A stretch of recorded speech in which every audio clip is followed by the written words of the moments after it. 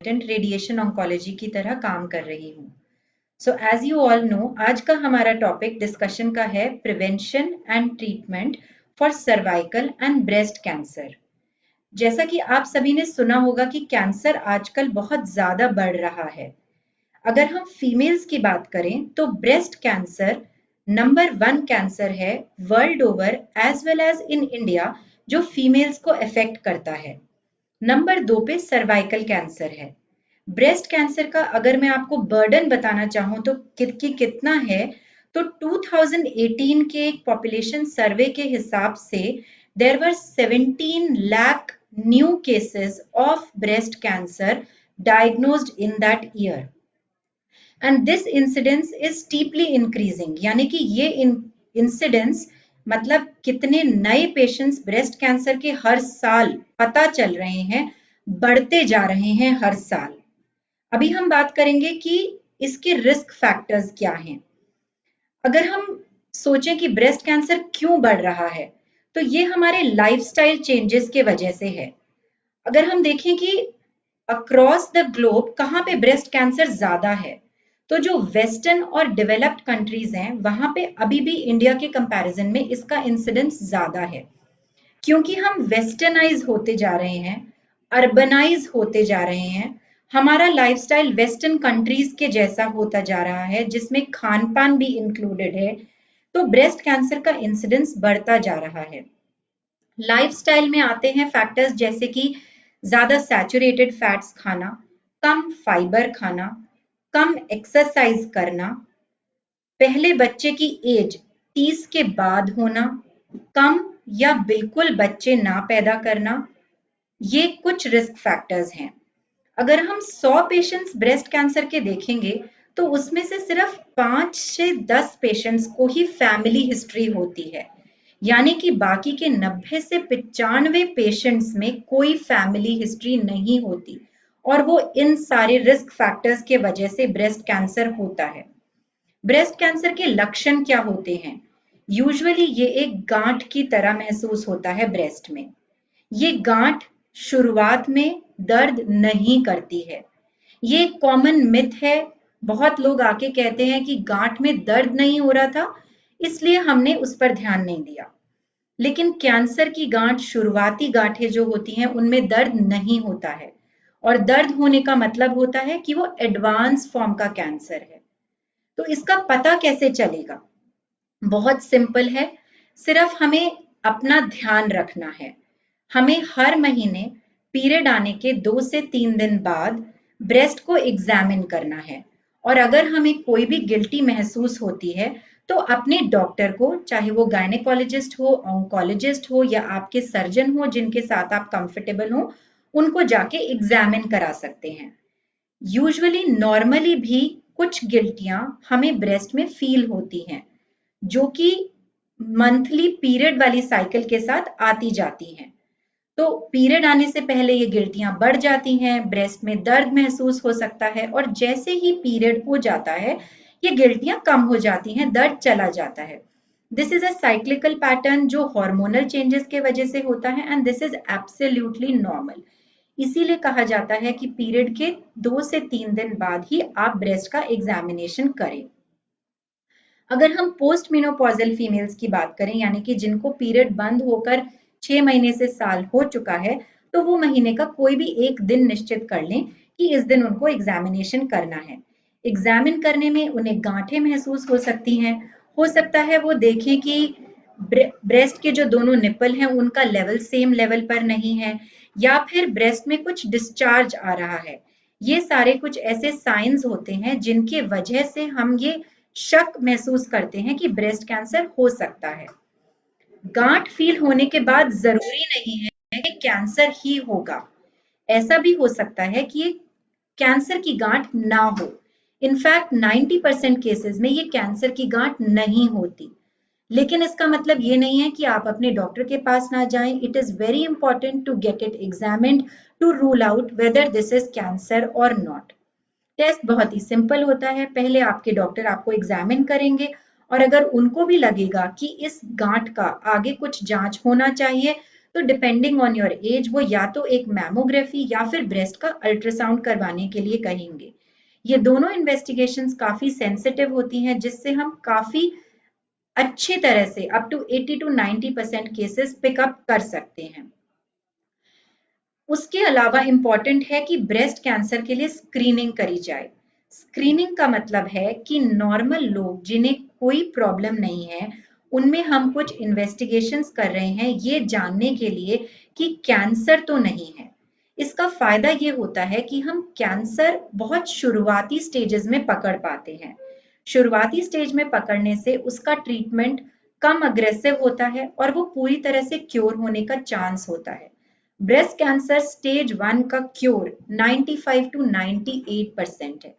यानी कि अगर किसी को स्टेज 1 का ब्रेस्ट कैंसर पता चला है तो 100 में से 98 फीमेल्स 100% ठीक हो जाएंगी। स्क्रीनिंग के लिए जो इन्वेस्टिगेशन यूज करी जाती है उसको हम मैमोग्राफी कहते हैं। डिफरेंट गाइडलाइंस के डिफरेंट रिकमेंडेशंस हैं। Usually mammography is recommended after the age of 50 years और फिर उसके बाद हर दूसरे साल पे मैमोग्राफी करानी चाहिए। मैमोग्राफी में ये पता चलता है कि जो गांठ मिल रही है वो कैंसर होने का कितना रिस्क रखती है। उसके बाद जरूरी है कि उसकी एफएनएसी या बायोप्सी करी जाए अगर आपके डॉक्टर को वो सस्पिशियस लगती है। एफएनएसी और बायोप्सी से ही हम प्रूव कर सकते हैं कि ये कैंसर की गांठ है और उसके बाद उसका फर्दर ट्रीटमेंट उसी जांच के हिसाब से चलता है। यदि हम बात करें कि मैमोग्राफी कराने के क्या नुकसान होते हैं, स्क्रीनिंग से हमें पता चला कि हमने अर्ली स्टेज में कैंसर को पकड़ लिया। नुकसान इसका क्या होता है? सबसे पहले एक कॉस्ट इन्वॉल्व है जो कि बहुत महंगी जांच नहीं होती है। अगर हमने कैंसर को पहले पकड़ लिया तो ट्रीटमेंट के कंपैरिजन में मैमोग्राफी का कॉस्ट नेग्लिजिबल होता है। दूसरा नुकसान होता है रेडिएशन का। ये देखा गया है कि हर 2 साल पे अगर हम मैमोग्राफी करते हैं और अगर कोई फीमेल 74 इयर्स तक मैमोग्राफी कराए तो जो भी रेडिएशन का एक्सपोजर मिल रहा है वो कैंसर होने से बहुत कम है उसका रिस्क।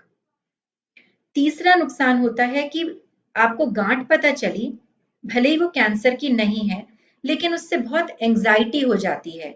ये टेंशन हो जाती है कि ये किस तरह की गांठ है, क्या पता चल गया, मुझे क्यों हो गया ये। लेकिन आप अगर आपके डॉक्टर से जाके बात करेंगे तो फिर 10 में से 8 पेशेंट्स में वो क्वेरी सॉल्व हो सकती है और सिर्फ 2 ही होंगे जिनको एक्चुअली एफएनएसी या बायोप्सी की जरूरत पड़ेगी। अगर हम बात करें सर्वाइकल कैंसर की, सर्वाइकल कैंसर यानी कि कैंसर जो बच्चेदानी के मुंह पर होता है। ये कैंसर कुछ समय तक नंबर 1 कैंसर होता था, लेकिन अब ग्रेजुअली ब्रेस्ट कैंसर बढ़ता जा रहा है और सर्वाइकल कैंसर कम होता जा रहा है। सर्वाइकल कैंसर के रिस्क फैक्टर्स ब्रेस्ट कैंसर से बिल्कुल अलग हैं, उल्टे हैं।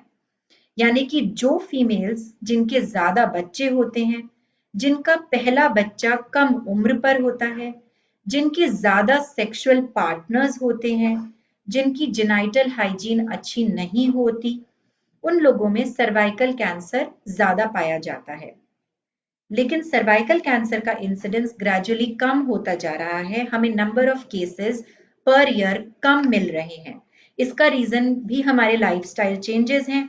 जेनाइटल हाइजीन इंप्रूव हो गई है, बच्चे देर से होते हैं या बच्चे कम होते हैं, जिसके वजह से सर्वाइकल कैंसर कम हो रहा है। अगर इसके लक्षण की बात करें तो it usually presents as bleeding, normal periodic monthly bleeding, जिसको हम पीरियड कहते हैं या माहवारी कहते हैं, दैट इज नॉर्मल। लेकिन अगर उन पीरियड्स के बीच में ब्लीडिंग हो रही है या फिर वो पीरियड वाली ब्लीडिंग चलती जा रही है लंबी, या सेक्सुअल कांटेक्ट के बाद ब्लीडिंग हो रही है, तो ये लक्षण हो सकते हैं सर्वाइकल कैंसर के। आप बहुत इंपॉर्टेंट है कि सर्वाइकल कैंसर की स्क्रीनिंग जो भी फीमेल्स मैरिड हैं, सेक्सुअल कांटेक्ट हो चुका है पहला, वो इसकी स्क्रीनिंग करवाएं। सर्वाइकल कैंसर की screening is a very simple painless procedure, OPD basis पे हो सकता है। आपको हॉस्पिटल आना है, एक ओपीडी प्रोसीजर होता है जिसमें डॉक्टर कुछ सैंपल कलेक्ट करते हैं आपके लोकल एरिया से एंड देन उसको एक माइक्रोस्कोप में एग्जामिन करते हैं हम वो जो सेल्स वहां से मिले हैं टू सी कि इसमें कितने कैंसर के या फिर कैंसर बनने वाले सेल्स हैं। मतलब वो कैंसर बनने से पहले भी सेल्स को डिटेक्ट कर लेता है। This is a very effective test and we can detect cervical cancer and related abnormalities to the tune of 95 to 98%. कुछ फीमेल्स को सर्वाइकल एरिया या वेजाइनल इन्फेक्शन हो सकता है जो भी पैप स्मीयर में सेल्स के फॉर्म में पिक होगा। इसकी जब रिपोर्ट आती है तो वो हमें ये बताता है कि ये इन्फेक्शन है या लो ग्रेड का कुछ रिस्क रखता है या हाई ग्रेड का रखता है या कैंसर है। तो अगर वो इन्फेक्शन है या लो ग्रेड का है तो यूजुअली एंटीबायोटिक्स देकर हम रिपीट करते हैं टेस्ट और अगर वो हाई ग्रेड का होता है तो हम फॉलो अप में पेशेंट को रख के रिपीट करते हैं और अगर जरूरी होगा एग्जामिनेशन करके बायोप्सी लेके आगे फिर ट्रीटमेंट करते हैं। Another important thing in cervical cancer is HPV vaccine. आप लोगों ने सुना होगा कि सर्वाइकल कैंसर को बचाने के लिए एक वैक्सीन आई है। वैक्सीन क्या होती है? वैक्सीन एक इंजेक्शन है जो हम बॉडी में देते हैं और इम्यूनिटी इंक्रीज करते हैं कि वो इन्फेक्शन ना हो। जैसे कि typhoid, measles, diphtheria, tetanus, hepatitis B, इन सभी चीजों की वैक्सीन हम सभी अपने बच्चों को लगवाते हैं और हमें भी लगी हुई है। सर्वाइकल कैंसर को प्रिवेंट करने के लिए ये वैक्सीन एचपीवी वायरस जो होता है उसके अगेंस्ट प्रिवेंट करती है। सर्वाइकल कैंसर एचपीवी वायरस के इन्फेक्शन से होता है। एचपीवी वायरस का इन्फेक्शन होने के बाद सर्वाइकल कैंसर होने में 5, 10, 15 साल तक लगते हैं। तो अगर हम उस इन्फेक्शन को ही प्रिवेंट कर लें तो काफी चांसेस हैं कि हम सर्वाइकल कैंसर को भी प्रिवेंट कर पाएंगे। बहुत ही सिंपल वैक्सीन है जिसका डोज शेड्यूल एज के हिसाब से डिपेंडेंट है, लेकिन जिन फीमेल्स की शादी हो चुकी है या सेक्सुअल इंटरकोर्स हो चुका है उनमें इसकी एफिकेसी कम हो जाती है क्योंकि ऑलरेडी वो एचपीवी इन्फेक्शन से एक्सपोज हो चुके हैं। इसलिए करंट गाइडलाइंस और रिकमेंडेशंस हैं कि 15 साल से कम की जितनी भी लड़कियां हैं उनको 2 डोजेस इस वैक्सीन की दी जाएं। ये 2 नाम से अवेलेबल है, एक है सर्वरिक्स और एक है गार्डेसिल। एक वैक्सीन हमें 2 वायरस स्ट्रेन्स के अगेंस्ट प्रोटेक्ट करती है और एक हमें 4 वायरस स्ट्रेन्स के अगेंस्ट प्रोटेक्ट करती है। ये दोनों ही जो मेजर वायरस हैं एचपीवी 16 और 18 जो 95% केसेस में रिस्पॉन्सिबल हैं कैंसर करने के, उनके अगेंस्ट प्रिवेंट करती है। It is important to note कि वैक्सीनेशन कराने के बाद भी स्क्रीनिंग वैसी ही रहेगी। जो पैप स्मीयर वाली स्क्रीनिंग की हमने पहले बात करी थी वो उसी शेड्यूल से चलेगी क्योंकि ये वैक्सीन आपको एचपीवी इन्फेक्शन से प्रिवेंट करती है, लेकिन ये 100% रीअश्योरेंस नहीं है कि सर्वाइकल कैंसर आगे जाकर नहीं होगा। सर्वाइकल कैंसर की पैप स्क्रीनिंग करने से हम कैंसर को बहुत अर्ली या फिर प्री मैलिग्नेंट स्टेज पे पकड़ लेते हैं। इसमें पकड़ने से हम इसको ट्रीट कर सकते हैं जो 100% क्योरेबल है। अर्ली स्टेज में भी अगर पकड़ते हैं तो वो पूरी तरह से ठीक हो सकता है। ट्रीटमेंट की टॉक्सिसिटी कम होती है।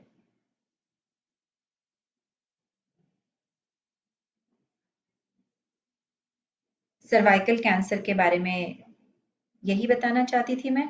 अगर आपको कुछ पूछना है तो आप मुझसे पूछ सकते हैं।